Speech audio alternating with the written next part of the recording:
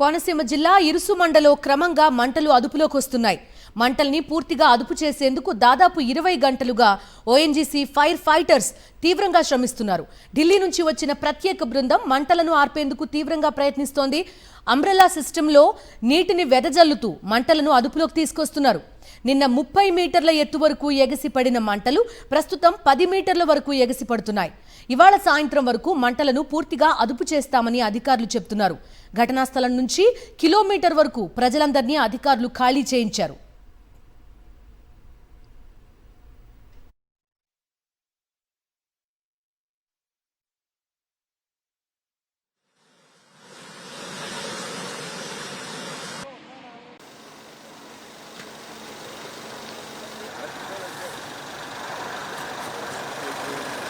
బావి ప్రమాదకరమని గతంలోనే నిపుణులు హెచ్చరించారు. ప్రమాదం జరిగే అవకాశం ఉందని గుర్తించి 12 ఏళ్ల కిందటే మూసేశారు. తాజాగా గుజరాత్కు చెందిన డీప్ సీ సంస్థకు డ్రిల్లింగ్ బాధ్యతలు అప్పగించారు. అంతా భయపడినట్టుగానే బ్లోఅవుట్ సంభవించింది. 12 ఏళ్ల క్రితం మూసేసిన బావిని ఎందుకు తెరవాల్సి వచ్చిందని ఆగ్రహం వ్యక్తం చేస్తున్నారు స్థానికులు. ప్రమాదం రాత్రి జరిగితే తమ పరిస్థితి ఏంటని ఆందోళనకు గురవుతున్నారు. మరింత సమాచారం మా ప్రతినిధి రాజు అందిస్తారు. కోనసీమలో బ్లోఅవుట్ రెండో రోజు కూడా కొనసాగుతుంది. ప్రస్తుతం నేను ఇరుసుమండ గ్రామంలోని ఏదైతే బ్లోఅవుట్ జరిగిందో ఆ ప్రదేశం వద్ద అత్యంత సమీపంగా నేను ఈ రిపోర్టింగ్ చేస్తున్న పరిస్థితి అయితే ఉంది. ఇక్కడ మనం చూసినట్లయితే నిన్న మధ్యాహ్నం 11:30 దాటిన తర్వాత ఇక్కడ బ్లోఅవుట్ సంభవించింది. ఏదైతే ఇక్కడ ఉన్నటువంటి మోరీ D5 సంబంధించినటువంటి బావిలో బ్లాస్ట్ జరిగిన నేపథ్యంలో ఒక్కసారిగా గ్యాస్ భూమి నుంచి పైకి రావడం జరిగింది.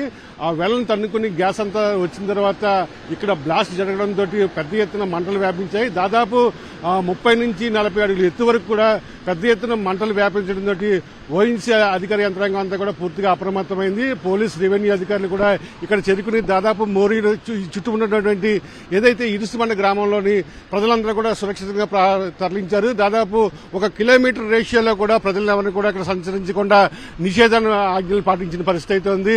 ఈ ప్రస్తుతం అయితే ఈ మంటలు కాస్త అదుపులోకి వచ్చాయని చెప్పుకోవచ్చు. అంటే తీవ్రత తగ్గిందని చెప్పుకోవచ్చు. నిన్న దాదాపు ఒక 30 నుంచి 40 అడుగుల ఎత్తు వరకు వెళ్లినటువంటి మంటలు ఇవాళ కేవలం ఒక 10 నుంచి 15 అడుగుల ఎత్తు వరకు మాత్రమే పరిమితమైన పరిస్థితి అయితే ఉంది.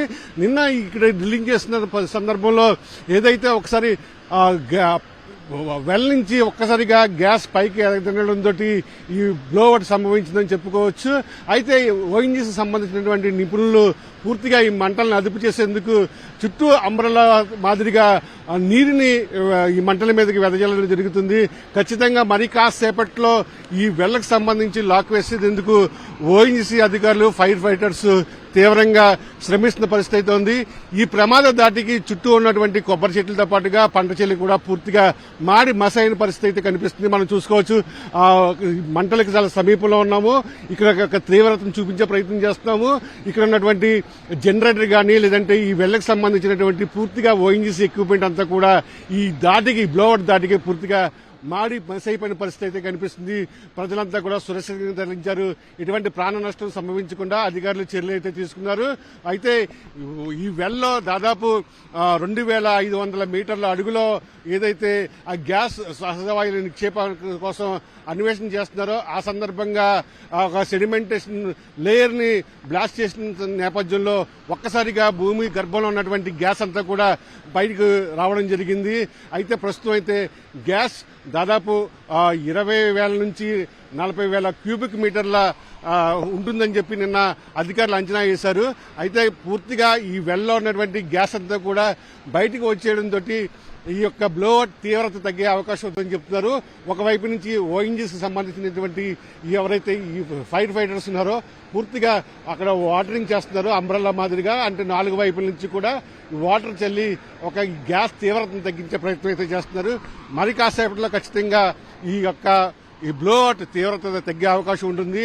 ఖచ్చితంగా మంటల దగ్గరికి ఓఎన్జీసీ ఫైర్ ఫైటర్స్ సంబంధించిన అధికారులు వెళ్లి ఆ వెల్కి ఏదో విధంగా లాక్ వేసేందుకు తీవ్రమైన శ్రమిస్తున్న పరిస్థితులు అయితే కనిపిస్తున్నాయి.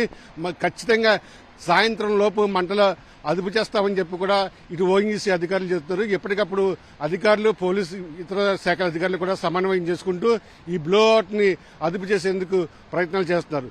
వీడియో శ్రీనివాస్తో కలిసి కరస్పాండెంట్ రాజు, సాక్షి టీవీ, ఇరుసుమండ్ నుండి.